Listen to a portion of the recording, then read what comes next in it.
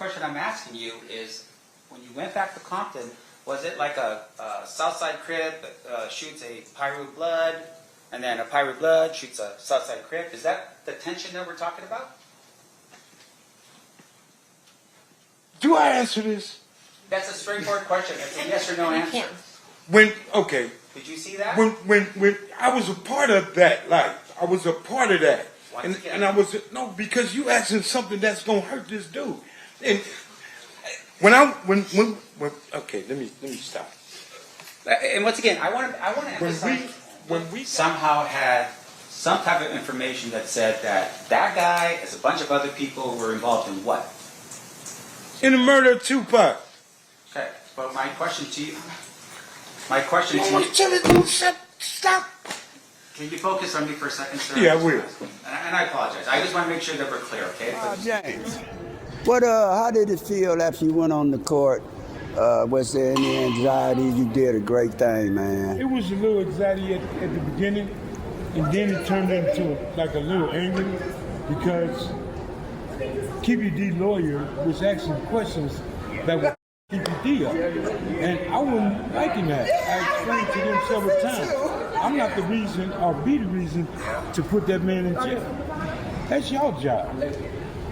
But I didn't want to be there. So for a lot of them, I heard you say how you changed your life, and we hear all these guys that acting and pretending, and we don't look at it like, we don't want people to know our past, and I want to commend you for going on there. You did what you did, but also let these people know you didn't even want to come, that you was brought in as a hostile witness. From the very beginning, I didn't sign the subpoena. That's why I don't have one with me today.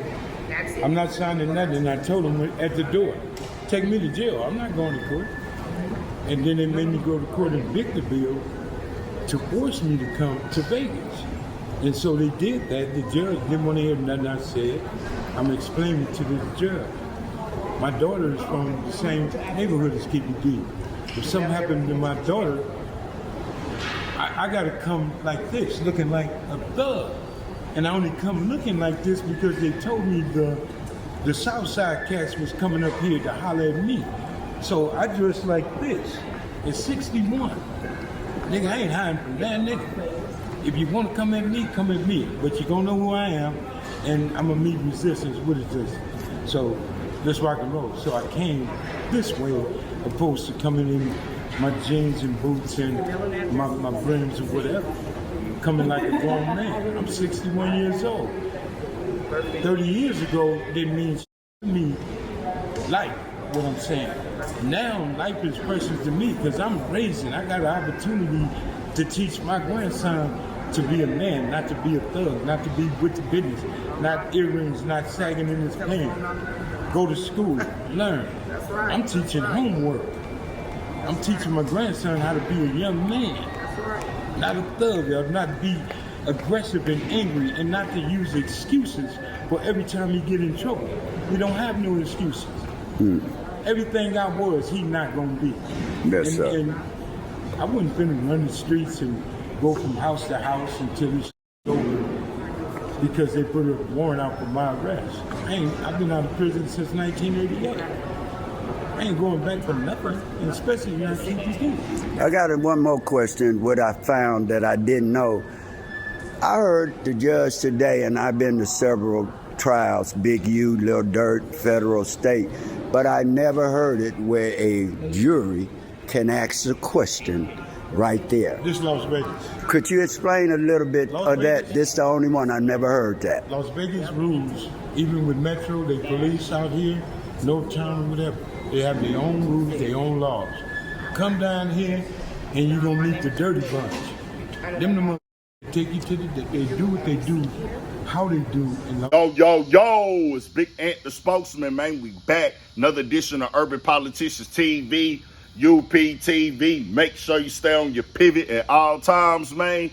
Had to come tap in, and I had a links in the description where you can watch the clips in the beginning in full from Law and Crime Network and the Real Melvin Former YouTube channel as well, as he caught Mark James coming out of the courtroom in real time.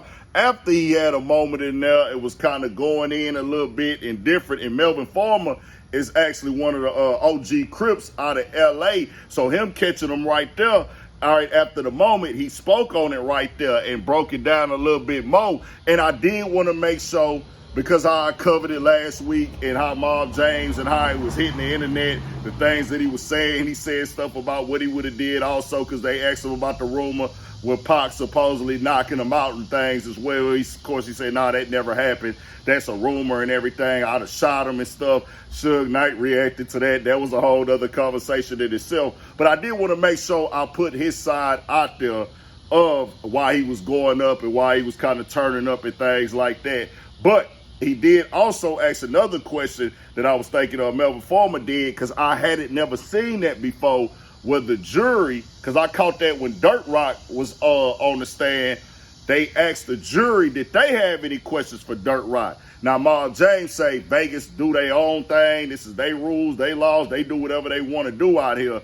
I don't know what the exact extent of that is. I've never seen that before, and I ain't never been inside of the courtroom for no trials or nothing like that. But seeing the trials I've seen on TV, I haven't seen that before either. Maybe y'all can enlighten me on that if you've been watching the trial. I did notice that myself, and I kind of asked that same question that Melvin Farmer was asking right there in itself. But overall, with the real conversation of this situation right here, it's revealing a lot. Because like I said before, I've heard the stories.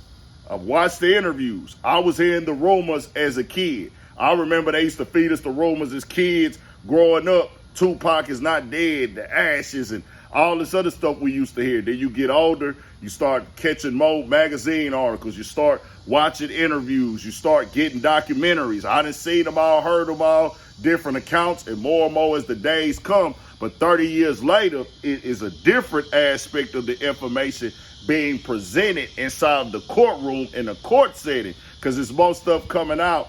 Hearing the Keefe D profit tape, you just see, dog, this really went on. This was really a thing.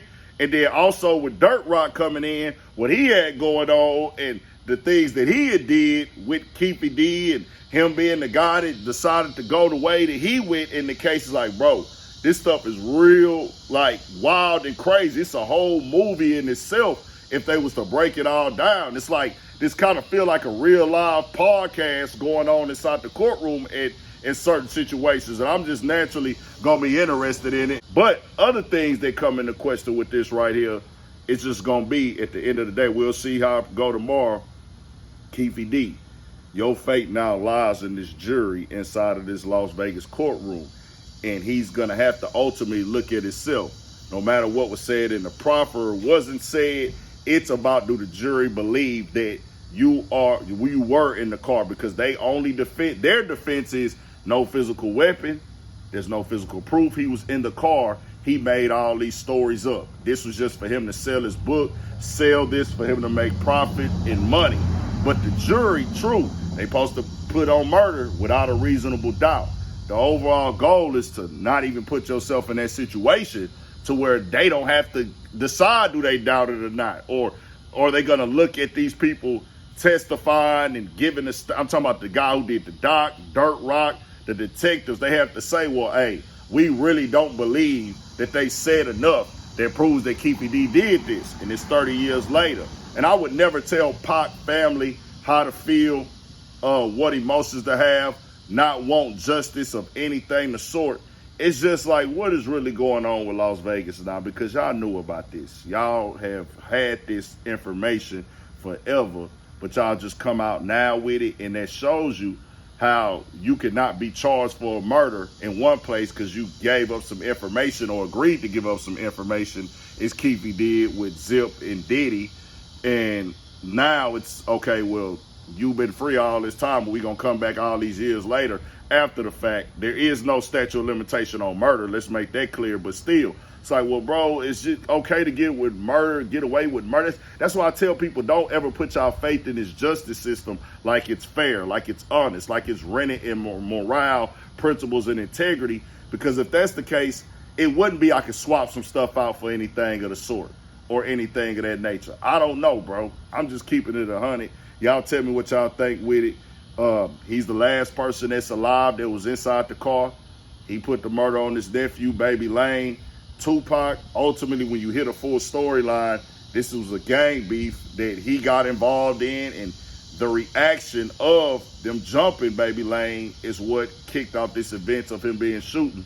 Nothing to do with Diddy, nothing to do with no payment. It's like, hey, the way that they gonna look at it, and anybody with a brain, like, oh, y'all two active gang beasts, they've been going back and forth, chains getting took, you see a guy, you hit him, you jump him, he's somebody that's known to get active, he gonna go for his revenge in that moment. So it's just that, we'll see what happens with it. Tell me what y'all think. 1,000 for Shit Show. Stay on your pivot.